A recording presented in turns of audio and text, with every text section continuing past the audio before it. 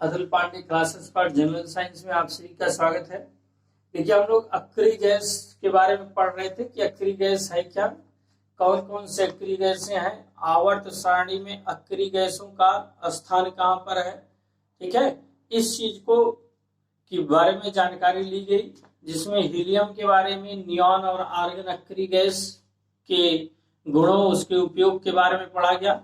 आज अगले अक्रिय गैस के बारे में पढ़ते हैं हम लोग, जेनान और रेडान। ठीक है, अगले अक्रिय गैस जेनान और रेडान के बारे में क्लास करेंगे। चलिए तो नोट करिएगा आप सभी, अक्रिय गैस, अक्रिय गैस कौन सी अक्रिय गैस पढ़नी है हम लोगों को? जेनान, जीनॉन, XENON, जेनान। ठीक है, सिंबल क्या हो गया? XE हो गया। ठीक, इसके यदि एटॉमिक नंबर और एटॉमिक मास की बात करते हैं तो एटॉमिक नंबर कितना हो गया? 54,131। ठीक है, 54,131 हो गया। क्लियर आई बात में? तो सिंबल जेनान का क्या हो गया? XE। पहले से पता है कि आवर्त अक्रिय गैस की जो उपस्थिति है आवर्त सारणी में, वह 18वें समूह में है। किसमें है? 18वें समूह में। मीन्स पीरियाडिक टेबल आवर्त सारणी का जो अंतिम ग्रुप है उसमें इन अक्रिय गैसों को स्थान दिया गया है। इनको अक्रिय गैस क्यों कहते हैं?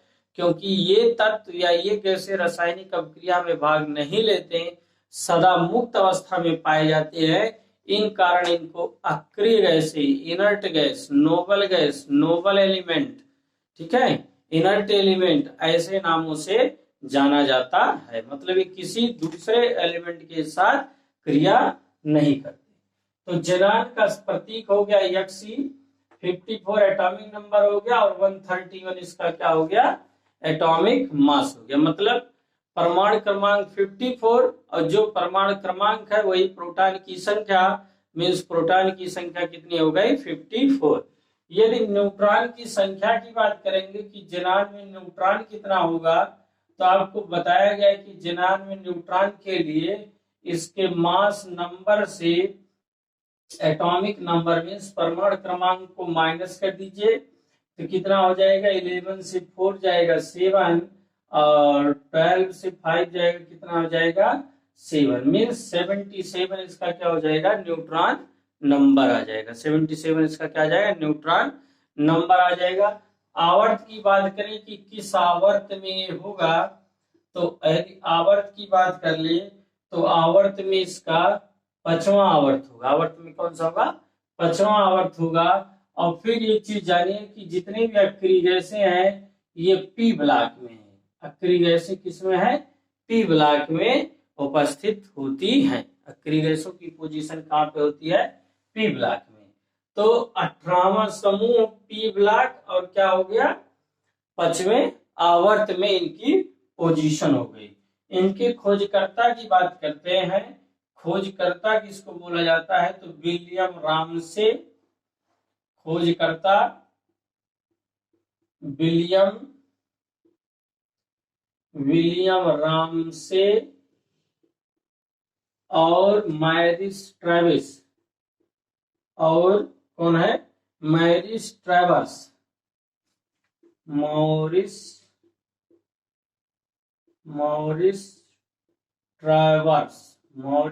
ट्रेवर्स। ठीक है, इनके खोजकर्ता है मॉरिस ट्रेवर्स। ठीक, ये हो गए।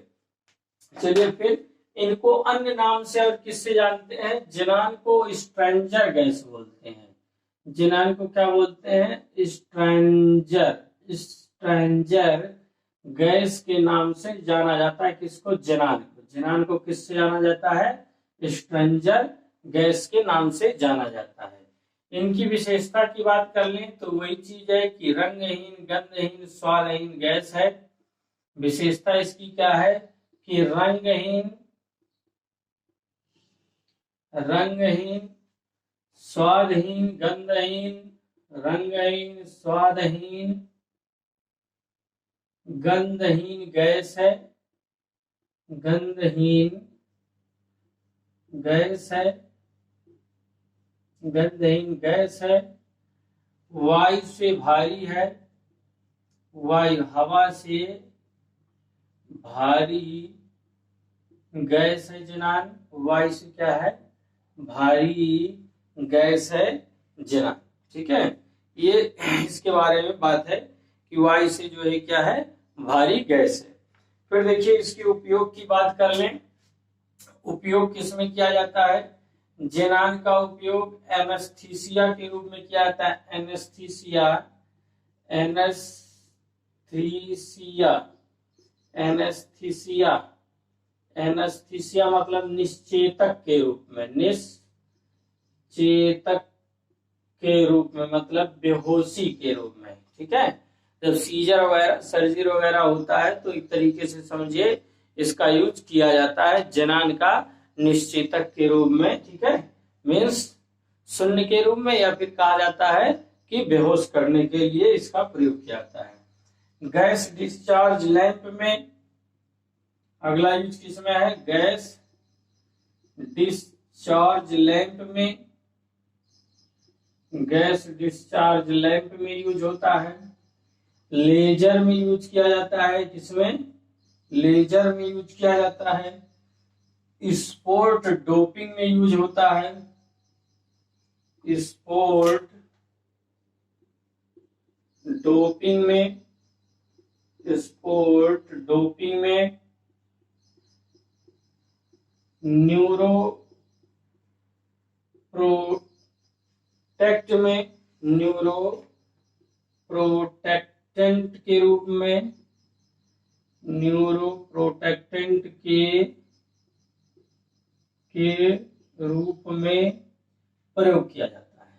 ठीक है, जेनान के उपयोग हो जाते हैं एनेस्थीसिया निश्चेतक के रूप में, गैस डिस्चार्ज लैंप में, लेजर में, स्पोर्ट डोपिंग में, न्यूरो प्रोटेक्ट के रूप में इसका प्रयोग हो जाता है। तो ये अक्रिय गैस जेनान के बारे में जानकारी थी।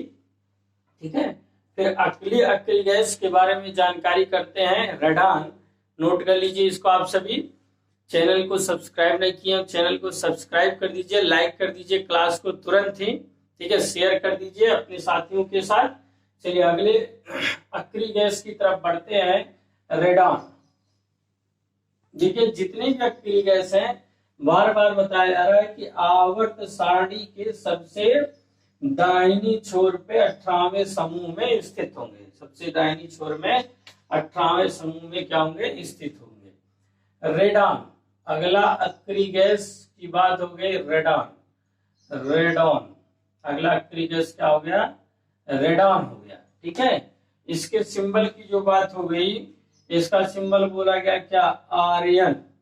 एटॉमिक नंबर मीन्स परमाणु क्रमांक 86 और परमाणु द्रव्यमान 222।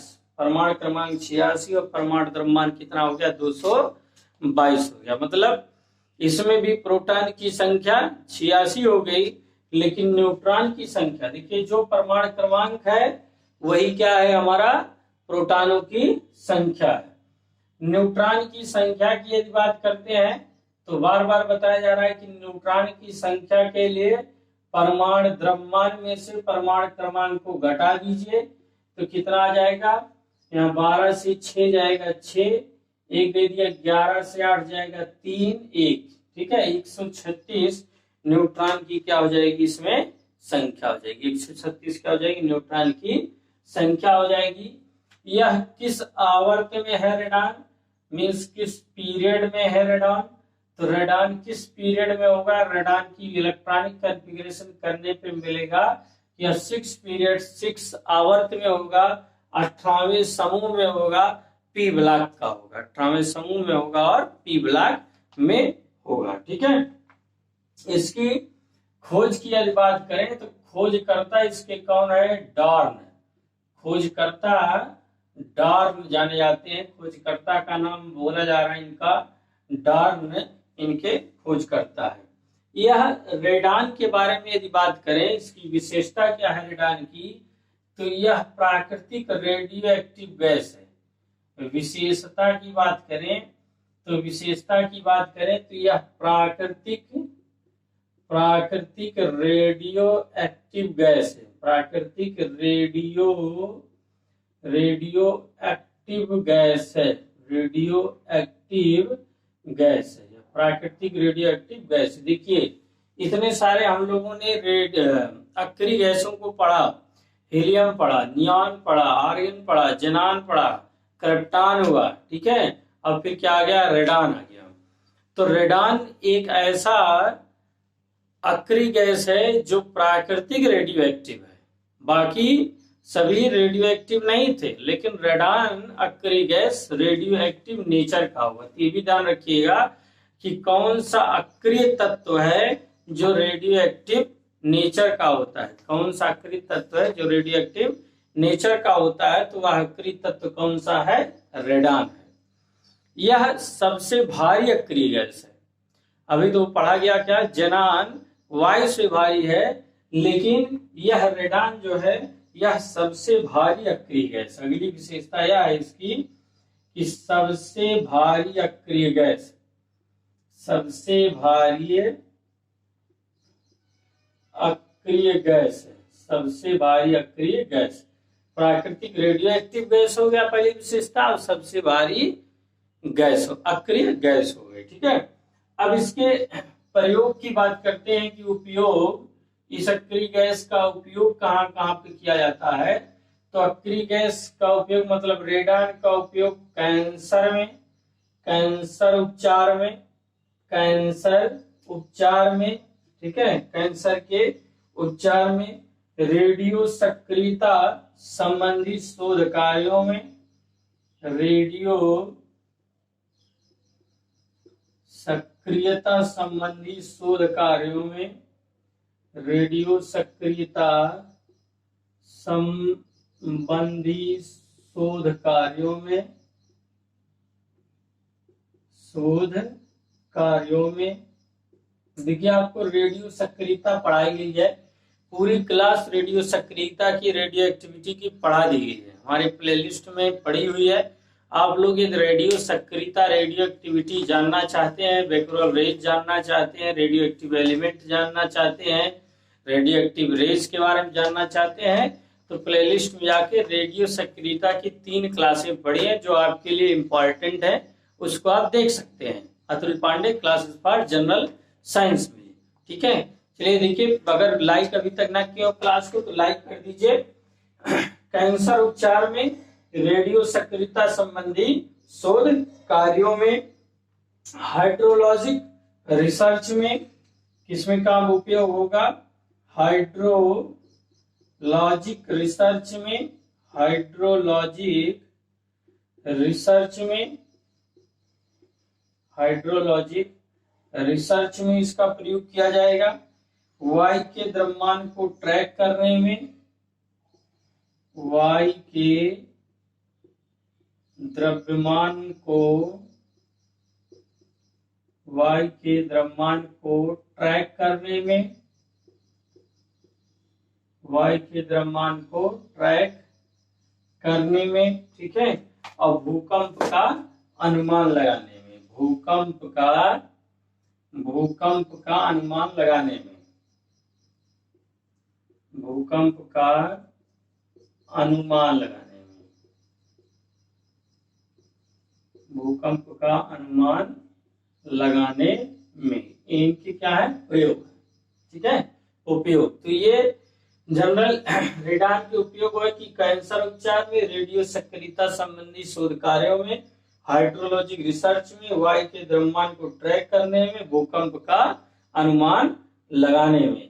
विशेषता को याद रखिए कि यह प्राकृतिक रेडियो एक्टिव तत्व या प्राकृतिक रेडियो एक्टिव गैस है और सबसे भारी अक्रिय गैस है। और सबसे हल्की अक्रिय गैस कौन सा है, कमेंट बॉक्स में बताइएगा। मैं सबसे हल्की अक्रिय गैस कौन सी है, कमेंट बॉक्स में बताइएगा। यदि रेडान सबसे भारी अक्रिय गैस है तो सबसे हल्की अक्रिय गैस कौन सी है। खोजकर्ता डान हो गए, रेडान का सिंबल क्या हो गया, Rn, 86 to 22, ठीक है। न्यूट्रॉन की संख्या 136, आवर्त क्या हो गया, 6 आवर्त हो गया। तो इस तरीके से आवर्त अक्रिय गैसों के बारे में आपको जानकारी दी गई। कैसी लगी क्लास, निश्चित ही हमें कमेंट करिएगा, क्लास को लाइक कर दीजिएगा, शेयर कर दीजिएगा। फिर अगले क्लास में एक नए टॉपिक के साथ आपसे मिलेंगे। धन्यवाद।